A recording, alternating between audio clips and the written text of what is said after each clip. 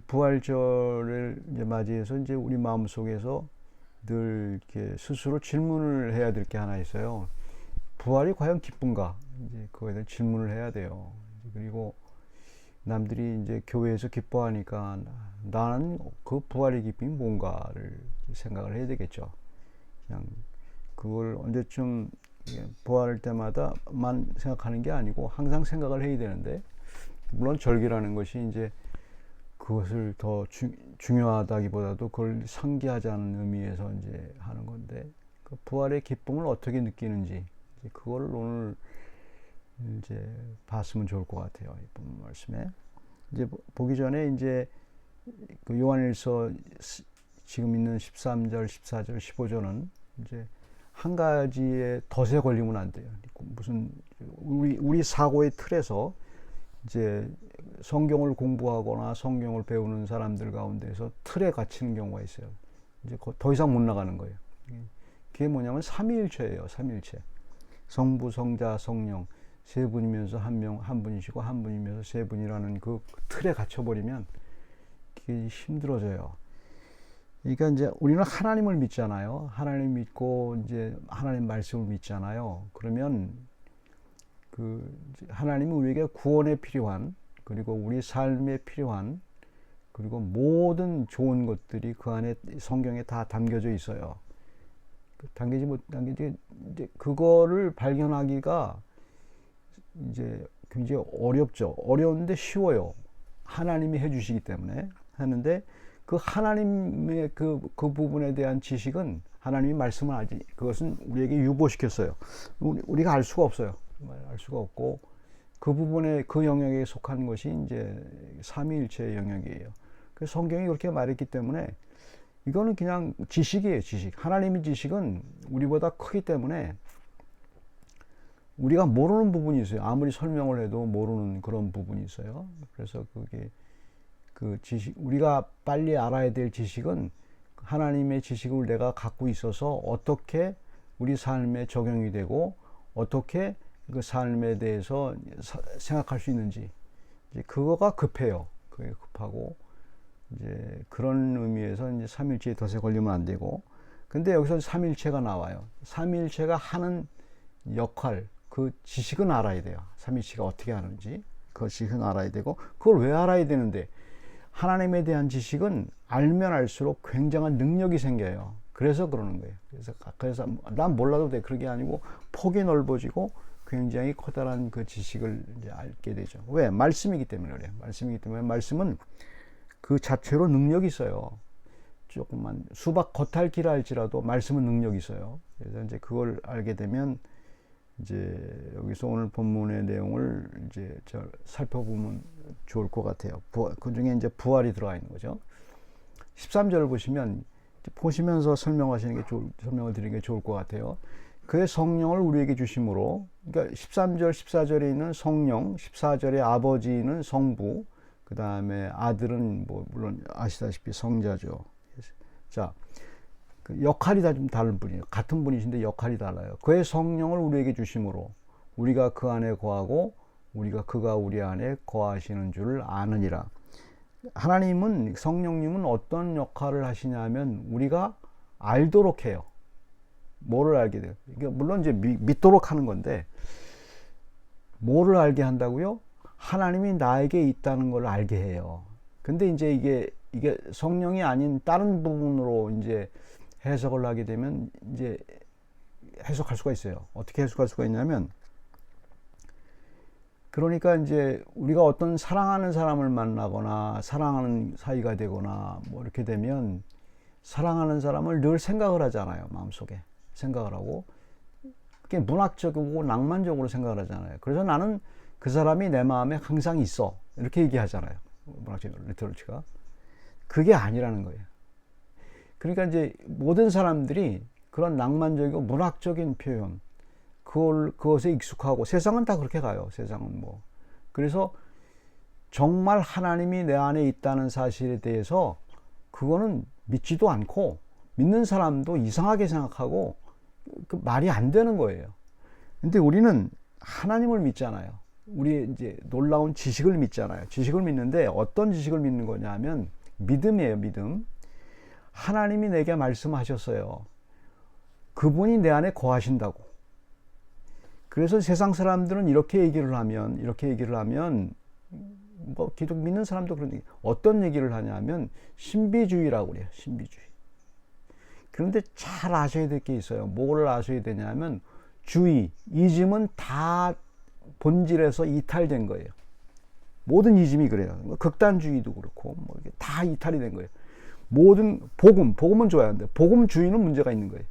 항상 왜 그러냐면 인간의 사고 구조는 불완전해요.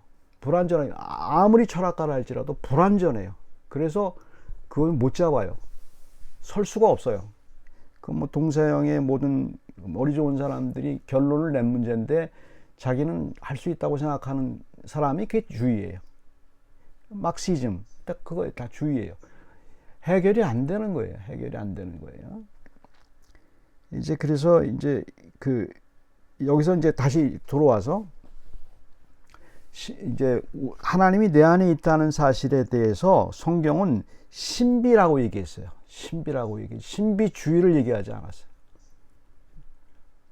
그러니까 이게 신비주의로 나간 게 이제 영지주의가 되고 이제 기독교 이단이 되죠.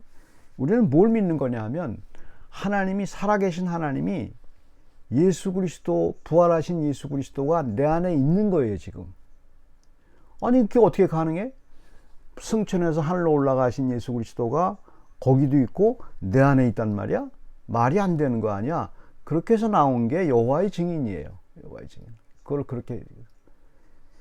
그걸 신비주의로 해석했기 때문에 그거는 다른 거다. 우리는 뭘 믿는 거냐 하면 하나님이시기 때문에 못하실 일이 없어요. 그게 전제가 돼 있어요. 세상을 창조하신 분이신데, 그러니까 하늘에도 계실 수 있고 내 안에도 계실 수 있고 삼위일체로도 계실 수 있는 분이에요. 그건 하나님에 관한 지식이에요. 그걸 건드리면 안 돼요. 내게 있는 현상에 대해서 성경이 어떻게 말했는가를 정확하게 볼 필요가 있어요. 그럼 문학적으로 해석할 필요도 없고 신비주의로 해석할 필요가 없고 신비로 그냥 남아있는 거예요. 왜 신비냐 하면 느낌이 없어요. 주님이 나와 함께 있다는 그 사실에 대해서 느낌이 아무것도 없어요. 그래서 그 느낌을 발견하려고 막 애를 쓰는데 그러다 보면 신비주의로 가는 거예요. 그건 아닌 거예요. 성경이 그렇게 말을 하지 않았기 때문에. 자, 그러면 이제 여기서 이제 그걸 받아들이게 되면 어떤 현상, 이게 지식이에요, 지식. 그 분명하게 알아듣게 되면 어떤 현상이 일어나냐 하면 14절에 보세요. 아버지가 아들을 세상의 구주로 보내신 것을 우리가 보았고 또 증언하노니. 요한 일서가 쓴 요한이나 그 당시 사도 초대교회 사람들은 예수님을 봤잖아요. 보고 승천하는 것까지 다 봤단 말이에요. 봤는데 그분이 승천한 예수 그리스도 내 안에 있다는 것을 믿잖아요. 믿었는데 문학적으로 믿은 게 아니에요. 그냥 믿었어요. 믿어서 신비주의가 아니고 이게 신비라고 얘기를 하는 거예요. 그게 증언이에요. 증언이 뭐냐면, 증언이라는 말이 어디서 나왔냐면 이제 기독교가 퍼진 이유가 증언 때문에 그래요. 마르투리아라는 말, 전도가 증언이에요. 증언. 어떻게 보면 마르투리아라는 말인데 이게 어떻게 이제 번역이 되냐면 마타어로 번역이 됐죠. 그러니까 순교하는 것으로 번역이 됐고, 순교가 뭐예요? 예수 그리스도가 나 안에 있다는 것을 증명한 거예요. 이 사람은 설명할 방법이 없어요. 아무리 성경을 말씀을 드리고 예수님이 내 안에 있다고 아무리 얘기를 하고 그분이 나를 위해 구원하셨다고 아무리 얘기를 해도 사람들은 믿질 않아요. 그러니까 증언을 하는 거예요. 무슨 증언을 하는 거예요? 나는 믿고 있어. 그걸 증언하는 거예요. 증언하는 방법이 다른 방법이 없어요. 그래서 기독교가 퍼진 이유는 이 증언하는 것 때문에 퍼진 거예요. 막 죽지도 않고 꼭 죽어야만 되는, 그건 아니에요. 그것도 잘못 이제 해석을 해요. 뭐 죽을 수 없고 도망가든지 어떻게든지 제가 말씀드리지, 양심의 자유가 있잖아요. 프로테스탄트 교리가 들어갔을 때 독립선언문에 들어간 기초가 된 것이 양심의 자유잖아요. 그게 뭐의 자유예요? 민주주의가 나오고. 내가 믿고 있는 것을 부정을 못해요. 증언이에요. 그게 증언. 그러니까 부정할 수 있잖아요. 양심의 자유가 있다고요. 내가 비록 코페르니쿠스과 똑같아요. 법정에 서가지고 지구가 돌아간다. 내가 무서워서 내가 그냥 부정할게. 그렇지만 마음속에서 뭐를 여전히 돌고 있어. 그게 양심의 자유잖아요. 기독교의 자유는 양심의 자유를 얘기하는 거예요. 그 자유가 없는 경우에는 탄압받는 거죠. 그렇죠? 그거를 이제 생각하는 거예요. 기독교가 퍼진 것은, 우리가 믿고 있는 것은 전도가 다른 게 아니에요. 그걸 갖다 청약적으로 자꾸 내가 증언했을 뿐이에요. 양심의 자유를 얘기했을 뿐이에요. 근데 사람들은 그걸 믿는 사람이 있는 거예요. 성령께서 믿는 사람이 있고, 믿지 않는 사람은 여전히 안 믿는 거예요. 교회 내에도 있어요. 여전히 안 믿어요. 교회의 어떤 그 클럽적인 어떤 요소, 그 다음에 인간관계 요소, 그 다음에 그 교회에서의 유익, 세상에 그것 때문에 여전히 교회에 오는 사람들이 많잖아요. 그리고 정말 이것 때문에 믿는 사람은 그리스도가 내 안에, 그건 본인과 하나님밖에 모르죠. 양심의 자유이기 때문에. 거기에 동의하는 사람은 믿는 거고, 동의하지 않는 사람은 그냥 정치적으로 가는 거예요. 교회 정치가 되는 거고, 이제 교회의 그 어떤 클럽적인 요소만 이제 받아들이는 거죠. 그게 바로 이제 하는 예수 그리스도가 내 안에 있는가. 신비주의가 아니고 신비롭게, 신비라고 얘기했잖아요. 설명할 방법이 없으니까. 15절에 보시면, 누구든지 예수를 하나님의 아들이라 시인하면 하나님이 그의 안에 거하시고 그도 하나님 안에 거하느니라. 그러니까 이게 이제 증언에 대한 내용이죠. 주님이 내 안에 있다는 사실에 대한 확신을 성경은 얘기해 주잖아요. 내가 예수를 주로 신한다는 얘기는 그리스도가 내 안에 있다는 얘기지, 내 안에 같이 있다는 얘기, 그리스도가 먼 데 있는데 내가 믿었기 때문에 믿을 때만 있다, 그게 아니고 나와 같이 사는 거예요. 신비하게 연합이 돼서.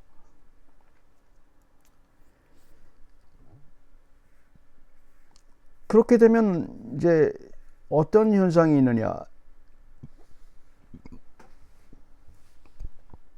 우리 안에 예수 그리스도가 살아있다는 사실을 알면 알수록 유익이 많아요.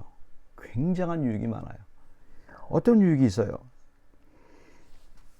수많은 이익이 있어요. 우리는 그 감각이 없기 때문에 주님이 있는지 없는지도 몰라요. 뭐 생각하려고 할 필요도 없어요. 주님이 내가 있다고 생각할 필요도 없어요. 주님이 내가 있다고 이제 여기게 되면 일어난 현상이 있어요. 기도의 응답도 보시면 돼요. 기도의 응답이 시편의 기도를 보게 되면 응답받은 것이 신기하잖아요. 응답받은 게 신기하잖아요. 연구를 해보세요. 어떤 사람은 이제 여호와는 나의 목자시니 내게 부족함이 없으리로다. 진짜 부족함이 없어요? 다윗이? 있어요. 내가 사망의 음침한 골짜기를 다닐때 해를 받을 것을 두려워해. 죽을 것 같아요. 근데 두려워하지 않는단 말이에요.